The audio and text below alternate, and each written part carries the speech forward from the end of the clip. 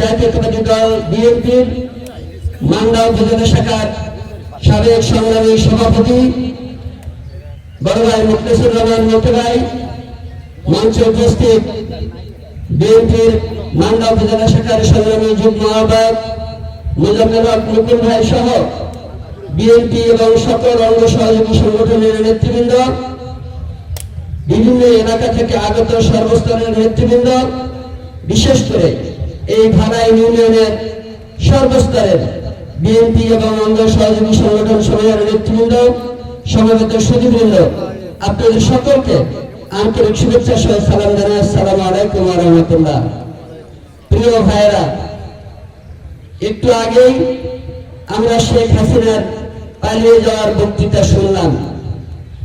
আমি আপনাদের শুধু মনে করিয়ে দিতে চাই, এই বাংলাদেশ থেকে পালিয়ে যাবার ইতিহাস শুধু শেখ হাসিনার নয়।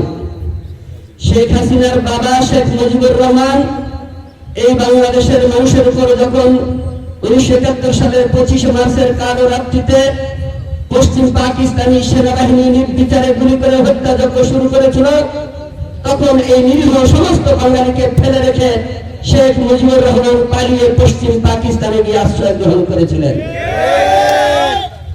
এই পালানোর ইতিহাস শুধু শেখ মুজিবুর শেখ হাসিনার একবারেও নয়, বহুবার তারা পালিয়ে গিয়ে প্রমাণ করেছে যে আওয়ামী লীগের নেতারা পলায়ন পর।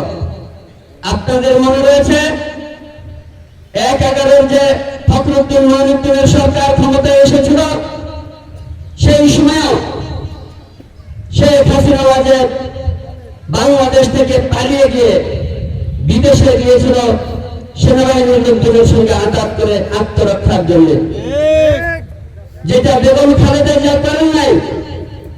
তিনি বলেছিলেন যে বিদেশে আমার কোনো ঠিকানা নেই, আমার একটাই ঠিকানা, এই বাংলাদেশই আমার একমাত্র ঠিকানা। আজকে তাই আওয়ামী লীগ সম্পর্কে নতুন করে আমাদের শিক্ষা করার কিছু নেই। এই আওয়ামী লীগ মানেই দুঃশাসন, আওয়ামী লীগ মানেই নির্যাতন, নিপীড়ন, গুম, খুন, হত্যা। এই আওয়ামী লীগ মানেই দুর্নীতি, লুটপাট। এই আওয়ামী লীগ মানেই দুর্বৃত্ত।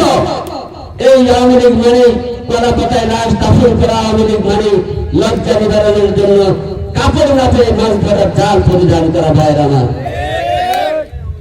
সেই আওয়ামী লীগ হচ্ছে হাসিনার আওয়ামী লীগ, যে আওয়ামী লীগ নতুন করে জন্ম দিয়েছিলেন আমাদের নেতা, বাংলাদেশ জাতীয়তাবাদী দলের প্রতিষ্ঠাতা চেয়ারম্যান শহীদ রাষ্ট্রপতি জিয়াউর রহমান। কারণ শেখ মুজিবুর রহমান বাকশাল কায়েম করে মৃত্যুবরণ করেছিলেন, বাংলাদেশের সমস্ত রাজনৈতিক দল বিলুপ্ত করে দিয়েছিলেন, আর জিয়াউর রহমান এসে এই আওয়ামী লীগ সহ নতুন নতুন রাজনৈতিক দল করার অধিকার বাংলাদেশের মানুষকে দিয়েছিলেন। সেই অধিকারের অপব্যবহার করে আজকে শেখ হাসিনা পালিয়ে নিজেকে রক্ষা করবার চেষ্টা করছেন। কিন্তু বাংলাদেশের মানুষ ভুলে যায় নাই যে কিভাবে এই বাংলাদেশে গত 2 মাস আগে থেকে শুরু করে যে কোটাঙ্গ বিরোধী আন্দোলন শুরু হয়েছিল, সেই আন্দোলনের সূচনা থেকে এই স্বৈরাচারের পতন পর্যন্ত একের পর এক নির্বিচারে গুলি করে মানুষ হত্যা করেছে, ছাত্র ভাইদের হত্যা করেছে, ছাত্রী বোনদের হত্যা করেছে, কোলের শিশুদের হত্যা করেছে, নিরীহ শ্রমিককে হত্যা করেছে। ভাইয়েরা আমার, এই ইতিহাস বাংলাদেশের মানুষ ভুলে যায় নাই, আমরা ভুলে যাই নাই। শুধু এই হত্যাকাণ্ড নয়, এই 2014 সাল থেকে এই পলায়ন করবার আগ পর্যন্ত শেখ হাসিনা এদেশের সাধারণ মানুষের উপর কিভাবে অত্যাচার করেছে, বিএনপির নেতা কর্মীদের উপর কিভাবে মিথ্যা মামলা মোকদ্দমা দিয়ে তাদেরকে হয়রানি পরেশানি করেছেন, আমরা ভুলে যাই নাই। একটু আগে ভাড়া ইউনিয়নের এই কারা নির্যাতিত নেতাদেরকে ফুলের মালা দিয়ে বরণ করে নেওয়া হলো, আপনারা দেখলেন। আমরা যদি 14 ইউনিয়নের হিসাব নেই, অবাক হয়ে যাবেন। শত শত নেতা কর্মী আমাদের এই কয়েক বছরে জেলের খালি টানতে বাধ্য হয়েছে এই শেখ হাসিনার অত্যাচারে। ভাইয়েরা আমার, আমরা সেটা ভুলে যাই নাই, বাংলাদেশের মানুষ সেটা ভুলে যায় নাই। সেই কারণে আজকে সারা বাংলাদেশের দাবি উঠেছে এই শেখ হাসিনা যেন আর ন্যায় বিচার থেকে আমরা যেন বঞ্চিত না করি, তাকে ন্যায় বিচার করে তাকে আমরা যেন ফাঁসিতে ঝুলাতে পারি, তার দাবি উঠেছে সমগ্র বাংলাদেশের। আর কি দাবি উঠেছে? একটা স্বৈরাচারী দল, নির্যাতনকারী দল, নিপীড়নকারী দল, অত্যাচারী দল, মানুষ খুন করার দল আওয়ামী লীগ যেন বাংলাদেশে আর রাজনীতি করতে না পারে, আবার যেন এই রাজনীতি নিষিদ্ধ করা হয়, এই দাবি উঠেছে বাংলাদেশের প্রত্যেকটা অঞ্চলে। ভাইয়ের আমার, আজকের এই জনসভার মঞ্চ থেকে আমরাও দাবি করতে চাই। মাত্র কয়েকদিন আগে আমরা দেখেছিলাম কিভাবে জামাত ইসলামের রাজনীতিকে নিষিদ্ধ করলো আওয়ামী লীগ ক্ষমতায় থাকতে। আজকে বাংলাদেশের মানুষ দেখতে চায় জামাত ইসলাম তো কখনো ক্ষমতায় আসে নাই, তারা তো মানুষের উপর ওই রকমের অত্যাচার নির্যাতন করে নাই। তাদেরকে যদি বাতিল করতে হয় তাহলে আওয়ামী লীগ এত অত্যাচার নির্যাতন নিপীড়ন করার পরে আর কিভাবে রাজনীতি করার সুযোগ বাংলাদেশের মানুষ সেটা দেখতে চায়। ভাইয়ের আমার, প্রিয় ভাইরা, আমি আজকে বক্তব্য দিতে চাই না, আগামী দিনে রাজনৈতিক সভা করে আমরা বক্তব্য দেব। আজকে একটা বিশেষ উদ্দেশ্য নিয়ে আমরা এখানে এসেছি। উদ্দেশ্য হলো এই, আজকে স্বৈরাচারের পতন ঘটেছে, পালিয়ে আত্মরক্ষা করেছে। বাংলাদেশের 18 কোটি মানুষের দায়িত্ব নিতে হবে বাংলাদেশ জাতীয়তাবাদী দল বিএনপিকে। বাংলাদেশের মানুষের দায়িত্ব নিতে হবে দেশ নেত্রী বেগম খালেদা জিয়াকে। বাংলাদেশের মানুষের দায়িত্ব নিতে হবে আগামী দিনের রাষ্ট্রনায়ক জনাব তারেক রহমানকে। তার জন্য আমাদের যারা বিএনপি এবং সমমনা রাজনৈতিক দলের লোকজন আমরা রয়েছি, এদেশের সাধারণ গরিব দুঃখী খেটে খাওয়া মানুষ যারা রয়েছেন, তাদের সকলের দায়িত্ব হবে দেশ নেত্রী বেগম খালেদা জিয়া এবং বিএনপির ভারপ্রাপ্ত চেয়ারম্যান তারেক রহমানকে সর্বাত্মক সহযোগিতা করা। আপনাদের সেই সহযোগিতা আমরা চাই। ভাইরা আমার, বাংলাদেশ আজকে একটা অস্থিতিশীল পরিবেশ পরিস্থিতির মধ্যে দিয়ে যাচ্ছে। বাংলাদেশের রাজনৈতিক শৃঙ্খলা ফিরিয়ে আনতে হবে, স্থিতিশীলতা ফিরিয়ে আনতে হবে, শান্তির সুবাতাস যেন ঘরে ঘরে আমরা পৌঁছে দিতে পারি, তার জন্য আমাদের কাজ করতে হবে। সেই জন্য আমরা অতীতে অনেক অত্যাচার নির্যাতন যেমন সহ্য করেছি, আগামী দিনে প্রয়োজন হলে আমরা ত্যাগ স্বীকার করতে প্রস্তুত থাকবো। এই ওয়াদা আজকে আপনাদের করতে হবে। ভাইয়েরা, আমরা নিজের স্বার্থ দেখবো না, আমরা দেশের 18 কোটি মানুষের স্বার্থ দেখবো। আজকে আমাদের নামে অপবাদ দেওয়া হচ্ছে, দুর্নাম করা হচ্ছে যে আমরা বিএনপির লোকেরা নাকি সংখ্যালঘুদের উপর হামলা করছি, আমরা নাকি তাদের বাড়ি ঘরে হামলা করছি।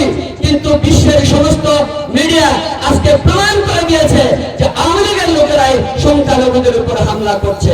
তারা হামলা করে বিএনপির ঘাড়ের দায় চাপাতে চাচ্ছে। তাই বিএনপির প্রত্যেকটা নেতা কর্মীকে দায়িত্ব পালন করতে হবে, পাহারাদারের দায়িত্ব পালন করতে হবে।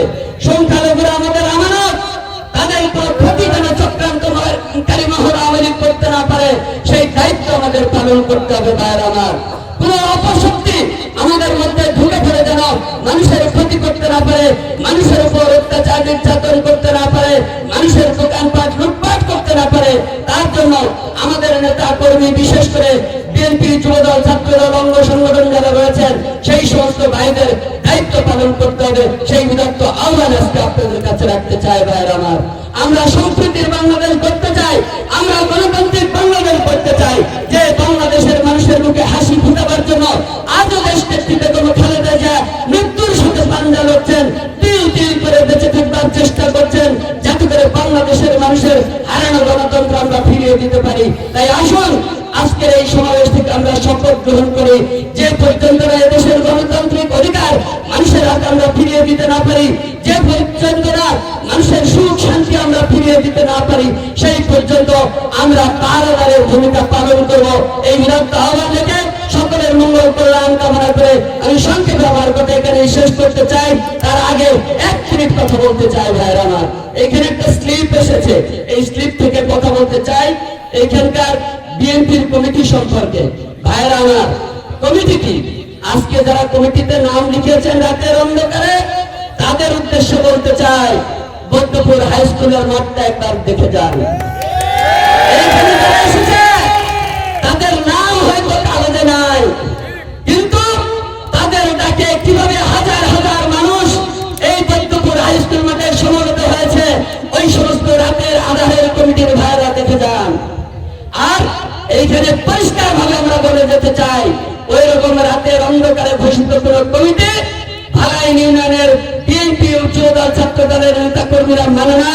মান্দা উপজেলার পক্ষ থেকে আমরা ঘোষণা করছি, আমরা মানি না, মানি না, মানি না। ভাইয়েরা আমার, সবাইকে ধন্যবাদ।